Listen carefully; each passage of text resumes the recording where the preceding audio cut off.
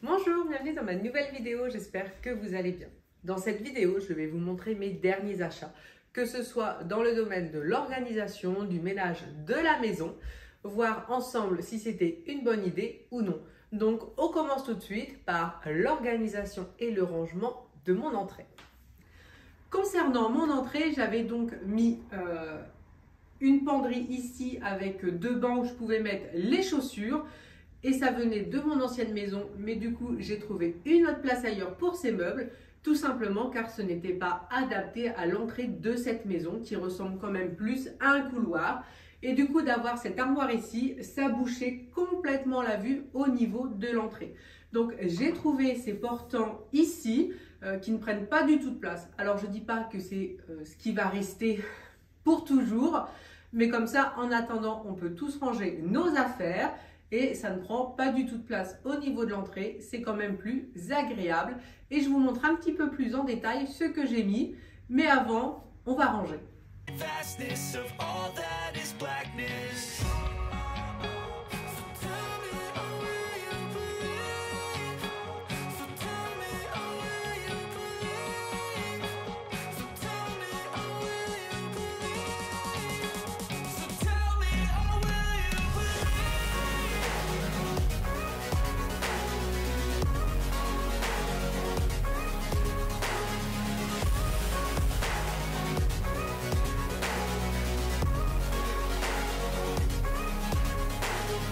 Une fois que c'est rangé, on peut donc voir de plus près qu'il s'agit de portants, donc 4 pour chaque personne. Celui de Florian est vide pour le moment, mais je pense que j'inverserai Julie et Florian, comme ça fera dans l'ordre. Pour l'instant, on n'en avait que 2, parce que j'en avais commandé 2, ça vient donc d'Action, 29,90 le portant. Donc j'en avais que 2, donc c'est vrai que ça faisait vraiment trop juste pour nous 4. Donc à chacun, c'est très bien, ça remplit bien l'espace entre les deux portes. Donc personnellement, je trouve que ça va bien dans la pièce. Ça encombre pas l'espace du coup, vu que c'est vraiment plus un couloir. Alors que l'ancienne maison, comme c'est un rectangle, c'est vrai que c'est pas du tout pareil. Et j'aime beaucoup. Après, voilà, on verra si ça reste. Ça restera forcément un petit moment en attendant qu'on fasse l'entrée.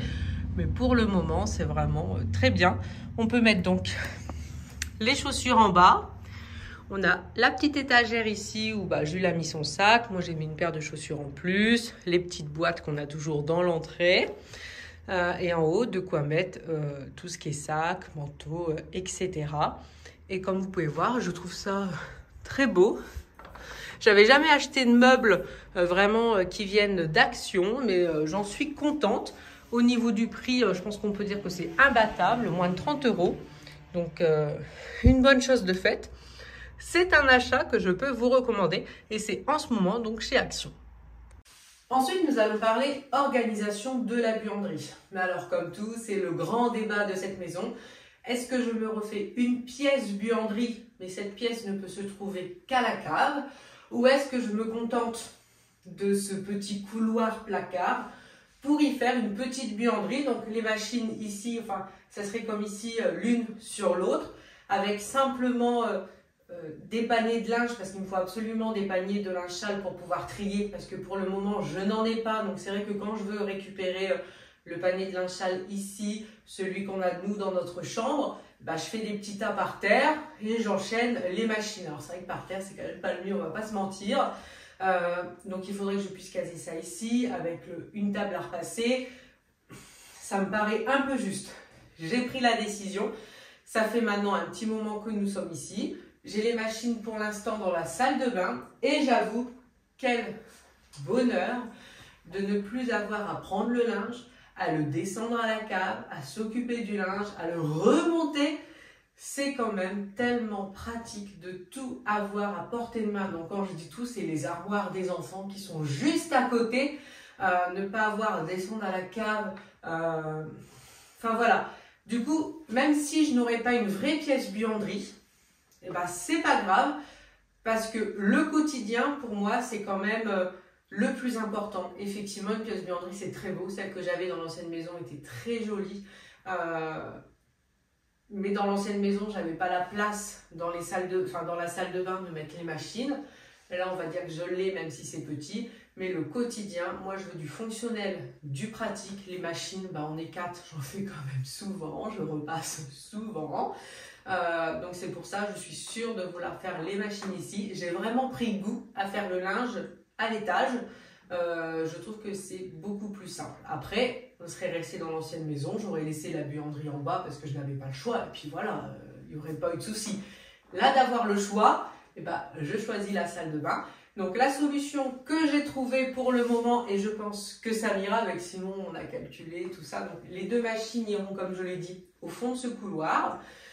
Sur le côté, il me restera 40 cm, on fera des étagères pour que je puisse mettre les produits que j'utilise. Concrètement, les produits que j'utilise pour la buanderie, ce sont ceux qu'il y a ici au-dessus. Lessive, soupline et tout ce qui est détachant.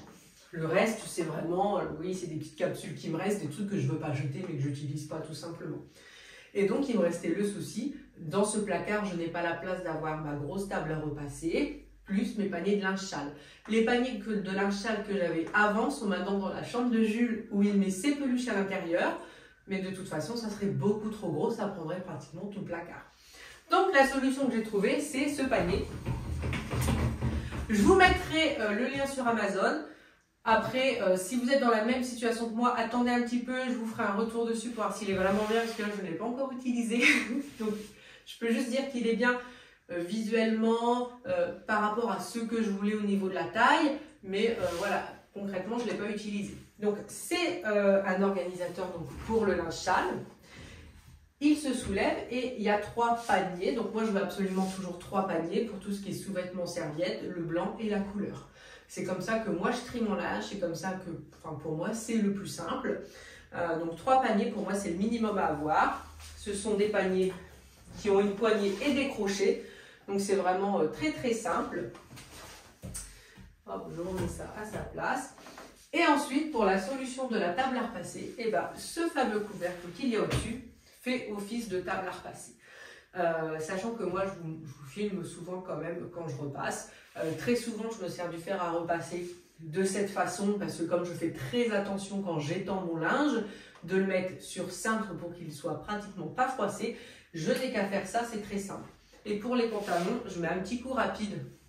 L'air de dire, surtout pour les pantalons de Simon qui sont un peu plus en tissu, pour que ce ne soit pas froissé. Donc c'est pour ça la table à repasser, je m'en sers, mais vraiment que pour les pantalons. Ou des fois je vais mettre le t-shirt à plat pour repasser vite fait le bas, parce que quand je fais comme ça, des fois c'est pas suffisant. Ou des fois les manches également. Donc c'est vrai qu'une grosse table à repasser, ce n'est pas ce qui est le plus pratique. Ensuite Simon m'a posé une bonne question en disant oui, mais toi est-ce que ça va pas te manquer de ne pas avoir cette forme de table à repasser?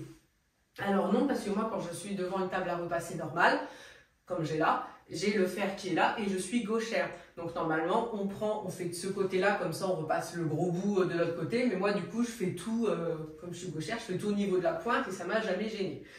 Donc c'est pour ça, je pense que ça sera suffisant, mais je ne peux pas vous le confirmer à 100%. Donc voilà le système que j'ai trouvé. J'aurai donc juste le fer à côté. Ceci avec, pour le repassage et le linge sale, les 2 machines au bout et ça sera bien. Et pour étendre le linge, je mets tout sur cintre. Je suis très très haut de plafond. Donc ça on ne l'a pas encore acheté parce qu'on va attendre un petit peu. C'est pas très cher non plus, mais c'est quelque chose, vous savez, qui se coulisse. Donc comme ça, je pourrais mettre le linge, hop, je le mets en hauteur. Là, il me reste, je ne sais pas combien, mais en tout cas, je pourrais le monter au plafond. Le linge ne me gênera pas, ne gênera pas non plus au niveau des machines. Et comme ça, ça sera tout compact. Tout dans ce couloir, j'aurai tout à portée de main. Bien sûr, dans cette pièce, il y a pas mal de choses à faire parce que pour l'instant, il n'y a pas d'électricité. Donc, pour la prise, je mets une multiprise ici. Il n'y a pas de lumière. Donc, il y a plein de petites choses à faire, mais qu'on fera. Et je pense que même si c'est petit, j'arriverai à en faire une jolie pièce. En tout cas, au niveau de l'aménagement, je pense qu'avec ce genre de système, tout ça, ça fera que même si c'est petit, ça sera super fonctionnel. Donc, voici pour le linge sale. Donc, j'ai hâte. Concernant le dernier achat, c'est mon coup de cœur. Vraiment, je l'ai vu sur Amazon et je me suis dit, oh, c'est exactement ce que je veux. Donc c'est un balai vapeur, mais qui a 2 patins qui tournent. Parce que j'ai souvent, enfin c'est quelque chose que je voulais depuis longtemps, ce système des 2 patins qui tournent. Mais à chaque fois, ce que je voyais, c'était avec un balai spray. En tout cas, ça envoyait un jet. Et après, ça se contentait de patiner un peu pour cirer, on va dire.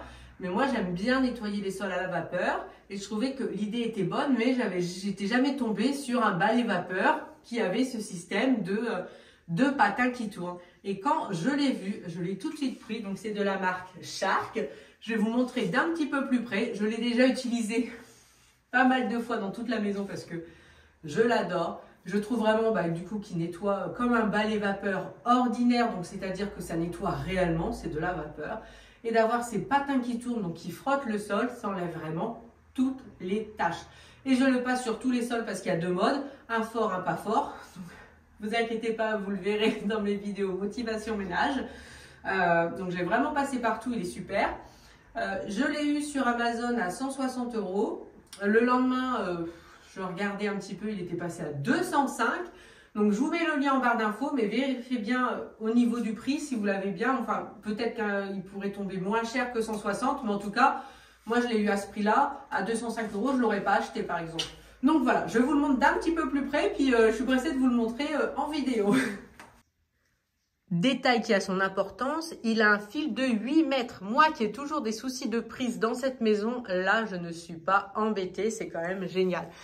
Il a un petit réservoir, mais comme il chauffe très rapidement, ce n'est pas gênant. Donc on appuie une fois ici, donc on a soit la grosse vapeur, la petite vapeur selon le sol. Donc là, la grosse vapeur et le parquet, je mets la petite. Et les deux patins qui tournent. Franchement, j'adore ce balai vapeur, c'est réellement une tuerie.